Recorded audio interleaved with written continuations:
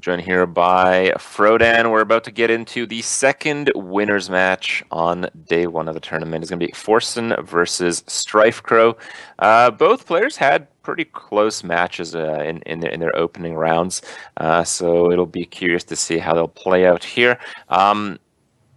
Pretty different decks, I guess. I mean, they both have Druid, they both have Shaman. We kind of expected that, but Mage is only brought by Forsen, and Rogue is a fairly unpopular deck. Now that we've seen Rogue play out a few times, how do you see it, Frodan? Do you still have the positive light, or is the negativity flowing through?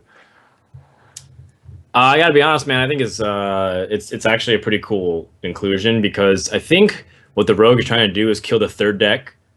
Druid and Shaman, I think they're understanding that it might drop a game, but it most likely will win the game and send it to game 5. So the difference maker will be like killing whatever you think the third deck is. And if people are bringing more control, like the dragon-oriented stuff, it's definitely very good against that kind of thing. Yeah. The Priest, even the Warrior to a certain extent. The Rogue's really good at season tempo. Forsen's not one of those people, though. He brought a little bit more of an aggressive lineup, and I think that's going to ultimately be the undoing. So I'm giving Forsen the slight edge here. But at the same time, that tempo mage is extremely volatile. Sometimes it's the reason you lose, because it just can't draw like correctly at all. Yeah, I mean, it seemed that was the case against Forsen's game against Kibler's Warrior, but somehow a win just happened out of nowhere with like extreme Flamewaker value. Mm-hmm. So we'll have to see. The Onyxia. We thought maybe that was the sticking a fork in the game, but at the same time, because the Flamewaker ended up surviving just by the skin of its teeth, end up being able to clear everything. Probably not going to be the same scenario here at all, because I anticipate both these guys might do the same kind of opening, either Druid or Shaman. I don't think either of them is really incorrect here. And then going from there, just kind of piloting whatever you feel like is best. It's pretty ironic that we see Shaman be so dominant in terms of lineups, because I think everyone for a long time was making jokes at, there's tier 1 with Druid, Paladin, and then there's tier 2 with like Freeze Mage and Reno Lock. Tier 3 is like Oil Rogue, and then tier 4 is just all Shaman deck, every single Shaman deck in existence. Well, at least they made the tiers, right? I mean, for some time before that, they weren't even there. Yeah. I mean, they joked that it was tier 1, tier 2, tier 3, and then tier Shaman. That was kind of what they mentioned. So that was the nomenclature. Yeah. But, I mean, the Shaman decks that we're seeing is... I feel like if it wasn't Shaman, it would just be another class that would do it about as well. Just like the aggro face push type of theme. So, I don't know. I think Shaman is so cool, but I think the coolness of Shaman has to do with like buffs and control and like totem synergies and milling, like just running down your opponent with valuable totems, that kind of stuff. The charge your opponent and then kill him with a Rockbite or a Doomhammer every game it's not really the way I wanted to see Shaman succeed personally. It's not like this. Yeah, not like this, but hey, I guess they'll get their moment if you're a diehard Shaman player, or if you never thought of playing that type of Shaman and you need 500 wins, now's the time, I guess. Well, you either die the control deck or you live long enough to see yourself become the face Shaman. That's kind of how it is, right? Well put, well put. It's like, at this point, the only way Shaman can survive is turning to the dark side. And, we put that in quotation marks because... Shaman does get antagonized a little bit more, or, just aggro in general, because the way it ends games is just so explosive. In fact, people kind of label the aggro Shaman as Hearthstone's first true burn deck, because it has so much direct damage that allows you to end the game so quickly. A lot of other things are kind of a built-up of pressure on the board. So even Face Hunter, like, you have to build minions and charge the face. You have Kill Command and Quick Shot, but that's about it. Yeah, but if you look at the Shaman deck now, they have 3 spells, right? They have Lightning Bolt, they have Lava Burst, and they have Flava Shock. Flava Shock, yes, thank you. And Flava Shock is mostly like a support spell. So I think you're kind of right, but I don't know if that would be like the tipping point for me. I'd be like, yeah, it's a slightly more face-oriented deck than Face Hunter in a lot of games. Yeah, I think so. I think it's just in terms of what people feel like they're facing. It's definitely one of those things where if the shaman gets to the point where they have so much mana and they have like an ability to draw cards, it's almost lights out from there. But we'll go ahead and see what happens here. Looks like neither player queues up their druid or shaman. Instead, go with their most unreliable deck to try to get a quick win and move in those other reliable decks later. Rogue versus the mage. This is not a matchup that I was anticipating seeing right off the bat here, Crip. No, but I'm pretty glad that we are. This is a pretty decent opener from Forsen. Not too bad. I don't actually see how this would get punished by the rogue. Not without backstab, at least. Instead, I think you might end up passing. I don't think you want to do anything too drastic or hasty. A lot of people might look and be like, let's just remove the mana worm. But in the end, your opponent still has to be spending his turn playing spells. And without Unstable Portal to like immediately give that kind of synergy, I think you're okay. This is an excellent SI7 play. I was thinking that if Knife Juggler didn't get drawn, I think Prep may have been the best draw in the deck for the Rogue to coin Prep Eviscerate and then play the Cleave as an 8/8. Yeah, a very fast Van Cleave might be good too. All right, well the Mana Worm is well protected and it's just going to grow and grow. This is the Tunnel Trog classic version. Yeah, the Tunnel Trog, the original one drop. Trog. Oh god. Yeah. Oh, the pain. The agony. I mean, it's still okay because ultimately you're just trying to stall, and you definitely, as long as you pick up like Blade Flurry, you can always come back. Sinister Strike. Yeah, I mean you're also lacking some other basic removals as well. Like you don't have Flame Cannon. You don't have a lot of access to. Well, obviously you don't have Mad Scientist for your secrets as well. So a lot of these like small tempo edges that you gain every single turn are just not as impactful. And yet Forsen's still able to win this game with Tempo Mage. So maybe he's onto something. Another thing that we didn't consider is we didn't see Forsen's top end. We didn't see what late game he has opportunity to close out, if it's Antonidas or Ronin or honestly even Ragnaros sometimes. You're assuming there is top end. Yeah, that's also a possibility because he has Arcane Blast and Mirror Image and Arcane Missiles. It could just be straight up aggro with the Tempo Mage.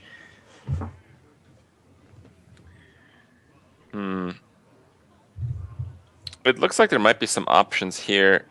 Okay, so you can backstab a 0/2, you can hero power, you can deckhand into the other 0/2, you can then eviscerate the 4/4 and kill the Mana Worm with a 5/4. So you're left with a 5/2, a 2/1, and a weapon.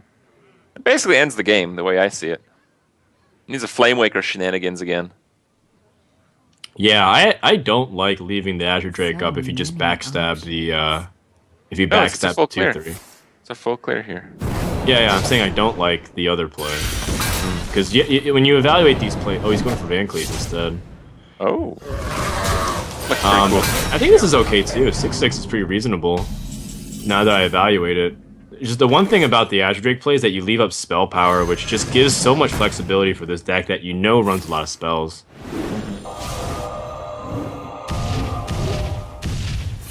Oh, well, kill the Cleave, but I don't know if he will. Yeah, you can go face. The Mirror Entity, the Mirror Image stalls for time. Wow, that's not bad either. Yeah. That's pretty good. The Eviscerate number 2 gives him an opportunity to go for this clear. I think you definitely take this one. Yeah. It's okay to dump your hand a little bit too, because you have Sprint to back it up, and Forsen is officially out of gas after this Forgotten Torch, so he needs something else. It's gonna be the Godbook Flamewaker into like the... Oh, I was gonna say Arcane Intellect follow-up, but... Alright, we can start with that.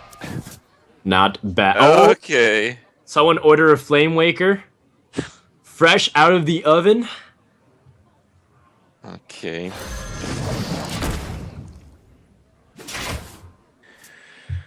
Hmm. Well, with sprint, you can get a lot of options. We haven't seen any preps used, so you can get like a prep sap or something.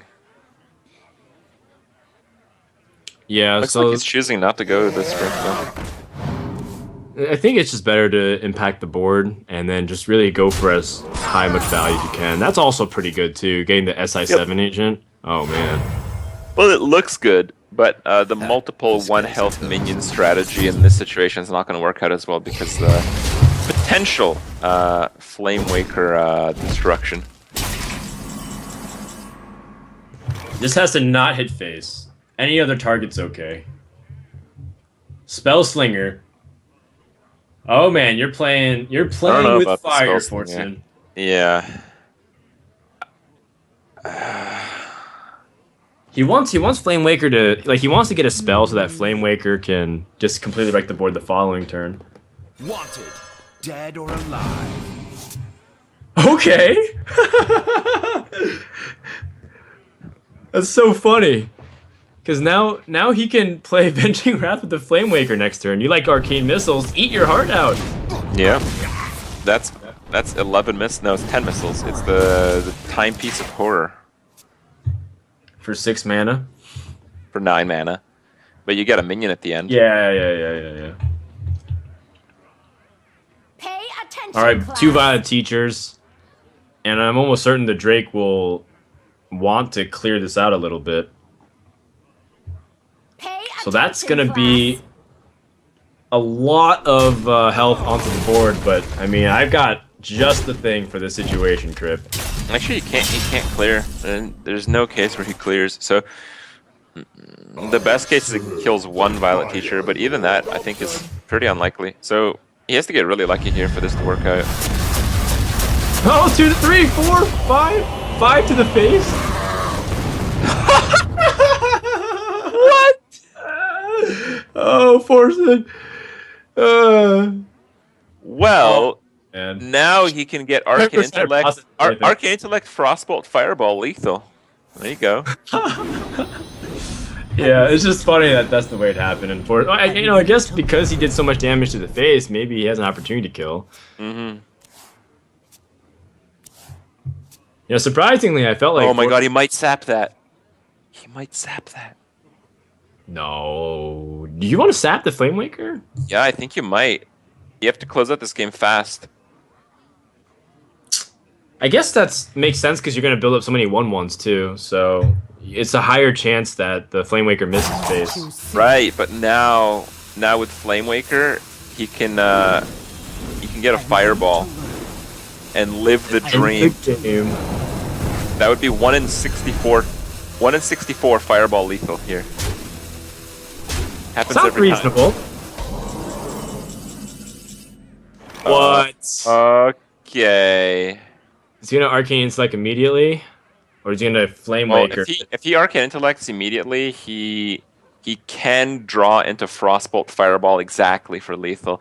But if he plays the Flame Waker first and he gets a Fireball, he also has to get very lucky.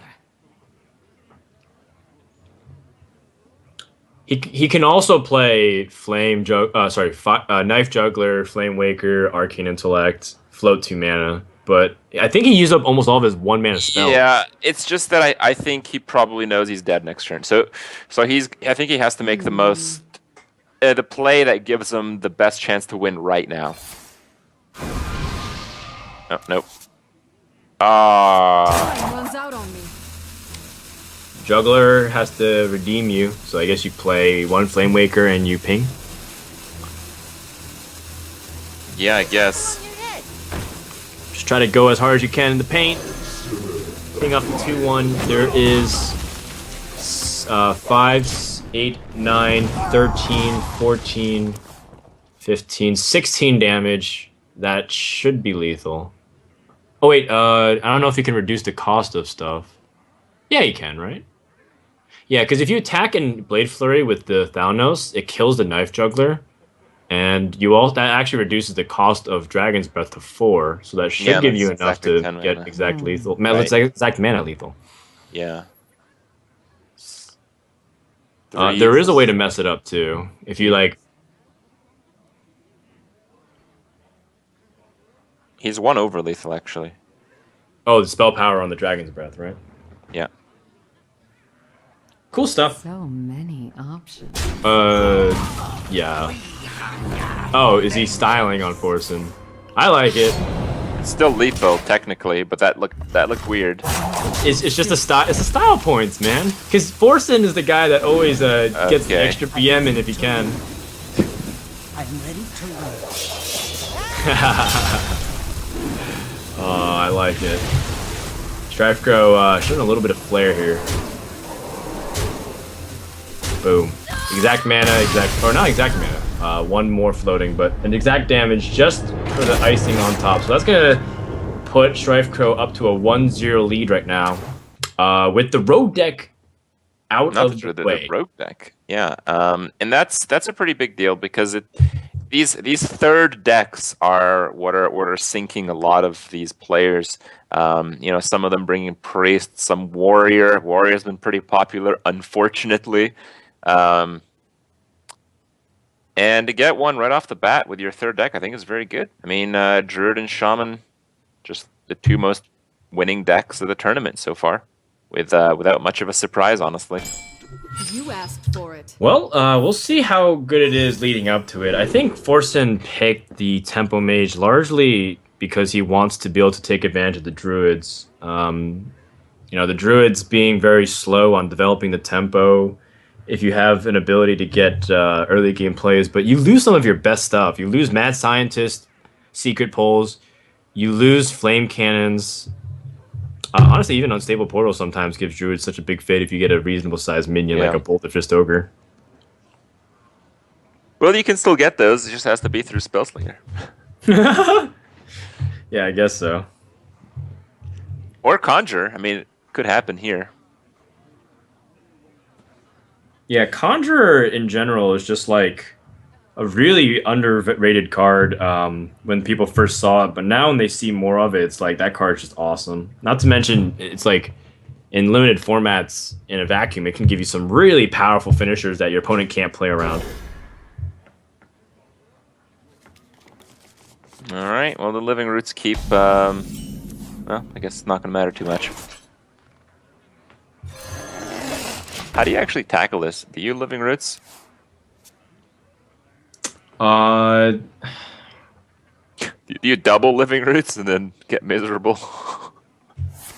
Maybe just one Living Roots. The other Living Roots gives you flexibility to like kill a Sorcerer's Apprentice if you don't want to use Wrath. I mean, it depends on how you want to do it, but your opponent passes, essentially. So I think you're happy. Mm-hmm. You might even consider playing another Living Roots here, but I kind of like the Wrath for one. You still don't have a good play next turn. that's also a valid concern. What are you going to do on 4 mana, or up to 4 mana? Yeah. Followed by even the next 2 turns, because if you coin something out for 4 mana, that means you don't have anything on actual turn 4, so it's a valid concern.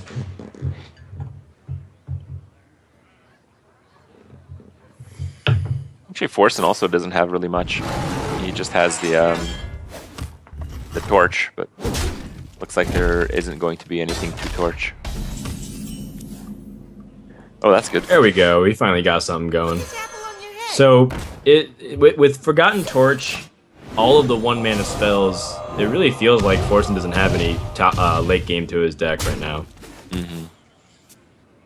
And that might give Druid an opportunity to swing things if he can just stabilize 1 turn. I imagine the Living Roots would come here, or actually Keeper of the Grove's not too bad here either. Keeper gives you some development proactively. Yeah, I like the Keeper. The Keeper also doesn't die to the torch, which is pretty important. But looks like he's just going to Wrath to draw, and then Living Roots. Okay. No coin required.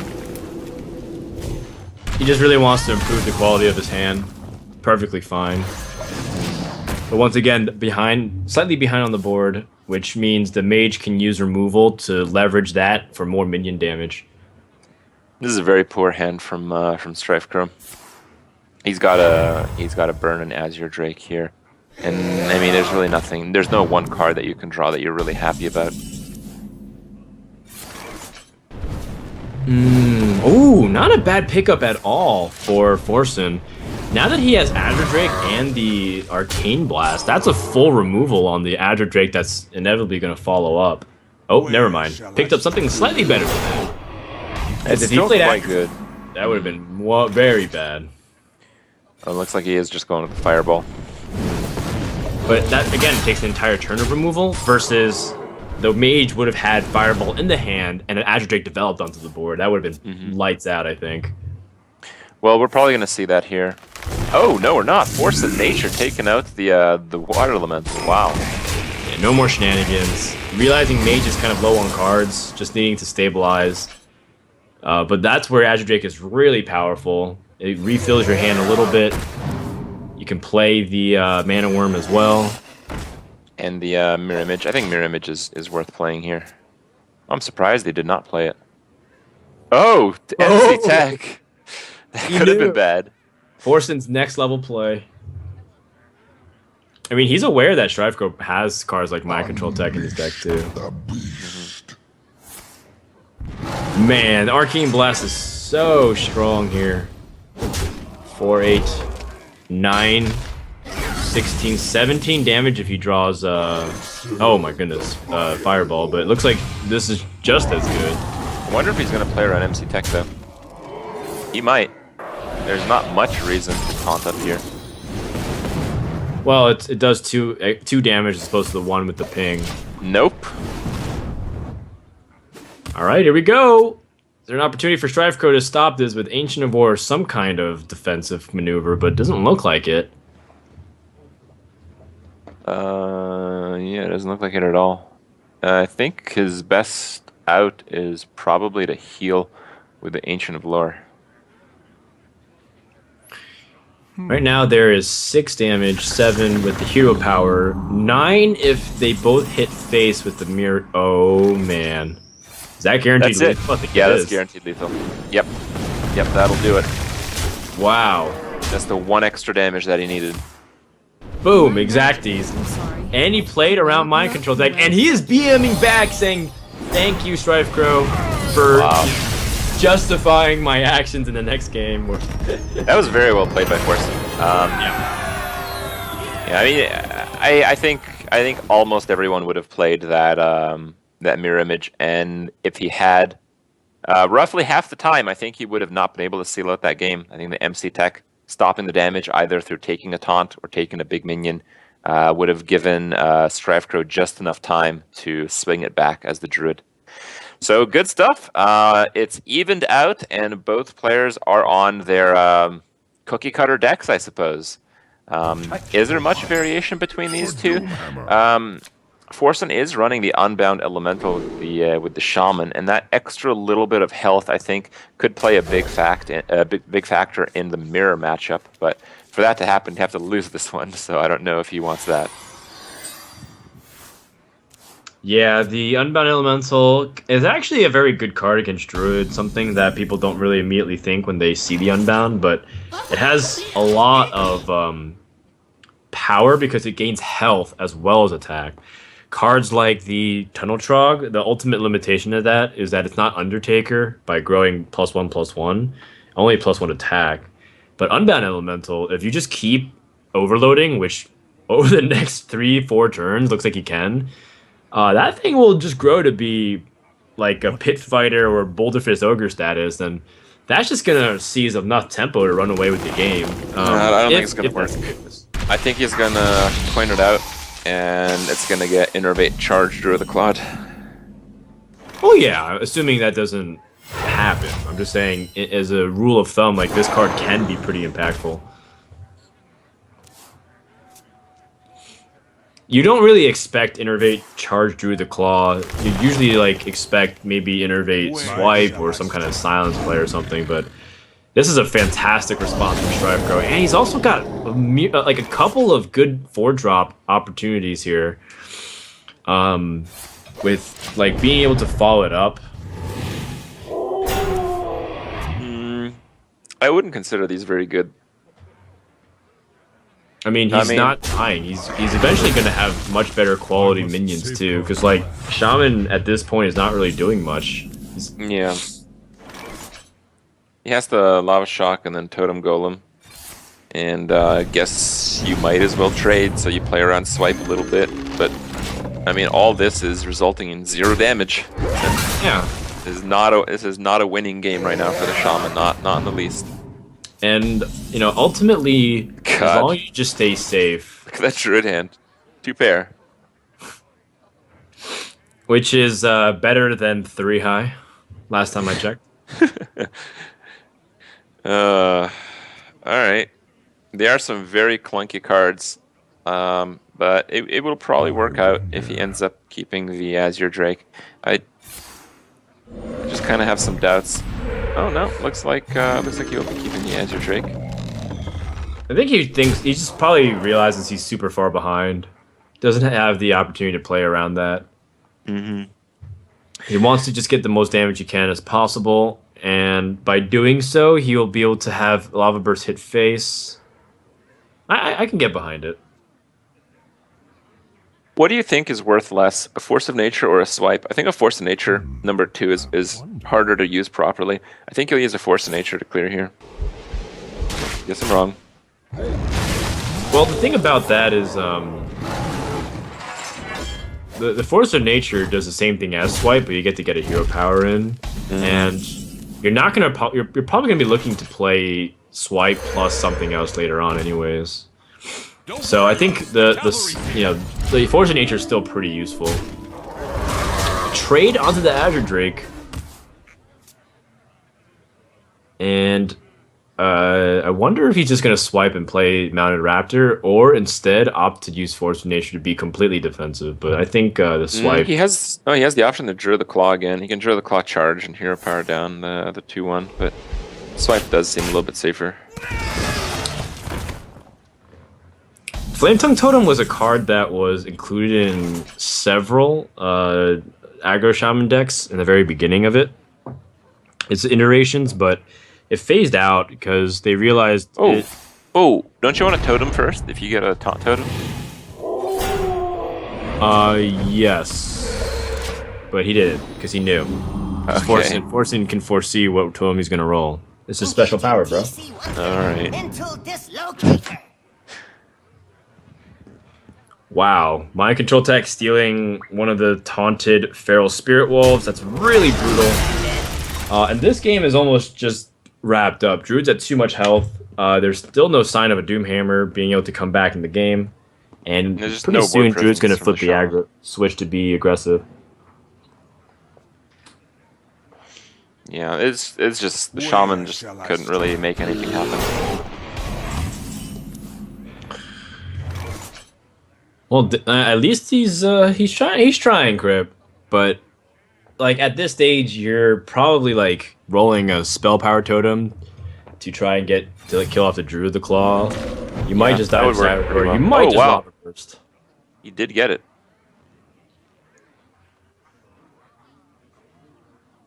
Counting how much damage Force of Nature Saboteur is, and it's way over lethal. So yeah, nothing you can really do.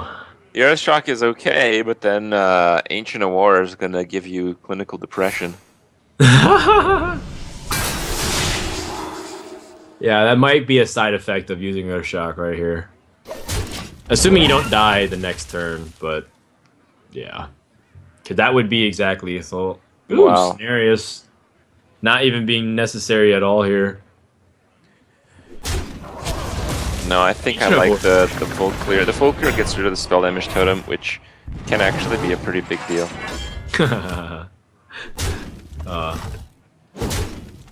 Well, you know, Force Instinct, Ancient of War, not going to be able to do anything. Ancestral Knowledge draws more knowledge. Very metaphorical, you know? Yeah. Very good metaphor for life. That's about all the lessons that Forsen's learned, aside from the fact that he can't win this game. And all the knowledge in the world won't matter about that. It's going to wrap it up here. So, game of 3 just kind of limped to the finish. It wasn't even remotely close. And that's just the power of that opening being able to innervate that Druid the Claw and being able to follow it up with some turn 4 plays to really just nullify any kind of early board, and then Shaman just was super far behind from that point on. Well, Forsen definitely didn't want to lose there, but I do feel like he has favorable matchups against StrifeCro's last remaining deck, his own face Shaman. I think the Unbound Elemental is a really nice advantage to have, just a lot more health than other minions that you would otherwise play. And yeah, we've seen Druid does beat Shaman. One of the few decks that does. Yeah, these kinds of matchups, they're super lightning fast. So I guess that's one of the things that you have to accept, that if you're not able to start off very quickly, you're once again going to fall really far behind. And the fact that Forsen didn't have a 1-drop is pretty significant. Well, you can actually clear here. You can clear the Totem Golem. You can do his own Totem Golem and coin an Abusive, and then next turn Totem Golem. No, that's really big. That's a really good pickup there, Crip. And I think that's what he's going to do. Not to mention that Forsen will be behind on the board, because then he plays his own Totem Golem into what's very clearly a bad board for him. And this is another scenario where it's like, Unbound Elemental, if you're not able to get ahead of it, it can't snowball. Therefore, it's just... You might as well play Brand Bronzebeard, to be honest, sometimes. It depends, on what you're trying to go for. So he's going to play it and hope for the best, but... The best is still pretty depressing. Yeah. And the board is just going to be out of control. Best case, you killed 3-1. Best case. Yeah. Looking like you might kill 3-1, or you might just get juggled, and you lose it for nothing. That's even worse than the worst case that we imagined. Is there a reason to trade with that? I mean, I feel you're never gonna be bothered about Lightning Storm. Maybe Knife Juggler and like Feral Spirits or something like that. I think he's just thinking there's too many ways where like the Flame Jugglers, the Knife Jugglers, that kind of stuff could really, screw me over. And it's completely reasonable. Doom Hammer time. Although, That's good. You are a little bit afraid of the Total Trog, but I don't know, man. Nah, it's good enough. I like the Doom Hammers. Doom Hammer. You also get to put 4 damage to face put him at 20, and you have Rock Biter, so I think I'm feeling pretty good. Yeah. The reason why is just because it's like you pointed out in previous series, you just want to develop you want to develop Doom Hammer much earlier than your opponent, because then you're going to be able to utilize your mana more efficiently. Otherwise, later on, Rock Biters and Doom Hammer heads just become more inefficient as you draw cards. Okay. This would be a really good Flava Shock here. Oh, Lightning Bolt is the only card you can play. Oh, that's right. That's right. Those Total Trogs are pretty intense, man. They're gonna be even more intense next turn. Assuming they survive. There's a few lethal opportunities here. Nope. Well, I think you definitely want to at least kill one of the Trogs.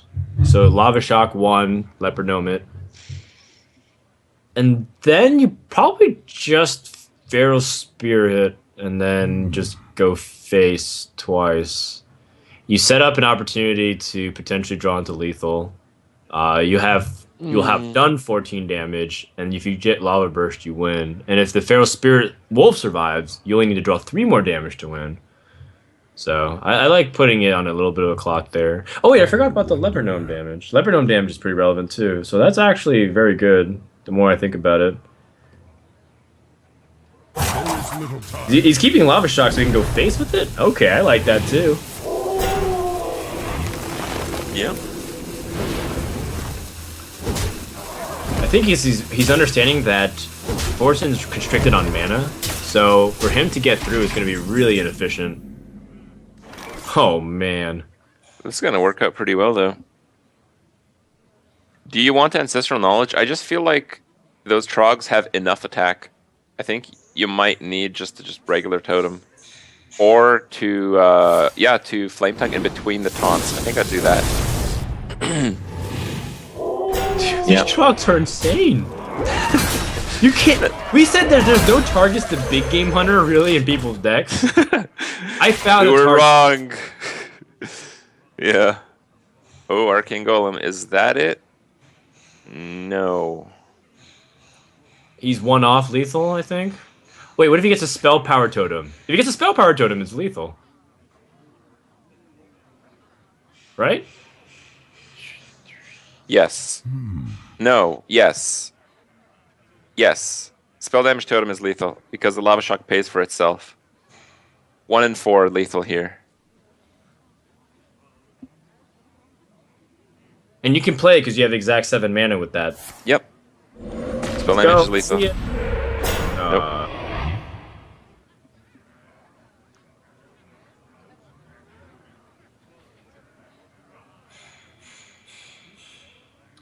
Okay, well, I guess you want to kill one of the Trogs. Like, those things are pretty sick, man. Like, you don't want that to become a 9 damage Trog or worse. Gosh.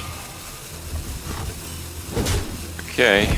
Looks like he's gonna limit him on 1 minion. Yeah, Maybe the next turn. Oh, man. Oh, this Trog can do it. Jesus. This Trog can do it. Lava Shock? Lava Shock, I think, is lethal. Lava Shock? That'd be so sick. Oh, is that it? It's 11. It's +2. 11. No, it's not. Oh, he's so close. He doesn't have enough mana. Yeah, he has to get a taunt totem and not die now. Oh. Wow. Wow. Totem RNG. It's like, well, it's funny because you got the spell power totem that StrifeCro wanted for the lethal, and then the totem which with Forsen wanted. A little bit of iron to close out that game, but StrifeCro does end up closing out that series here 3-1, and he too moves on to the final day. Which is pretty cool. You know, StrifeCro hasn't actually had many decent results recently, and he's known primarily as like a strong constructed player first, not necessarily known as a streamer compared to what Forsen these days is primarily priding himself in. So a much needed victory for him, but Forsen still has another chance. He's definitely been playing really well. Loved his Tempo Mage game, and it's going to come down to whether or not he can defeat Amnesiac coming up here in the series after this, Grip. Yeah, it's going to be Forsen versus Amnesiac, and it's going to be followed by Kibler versus Tice afterwards. Those two matches will dictate 2 more players moving on to the final day of the tournament. And if you're just tuning in, make sure to tune in all 3 days. Today, we're just about wrapped up with Group A.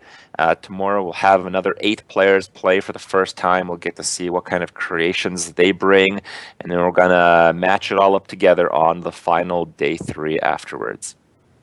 All right, so give a big shout out again to Geek Fuel as well as the Curse Network for supporting the tournament. Check out their stuff. It's plastered all over the event, so make sure at least to stop by and take a peek, so that way you can continue to support them to support us for the event. Appreciate every guys for tuning in so far. We'll be back with more action here at the Curse Trials. Stay tuned.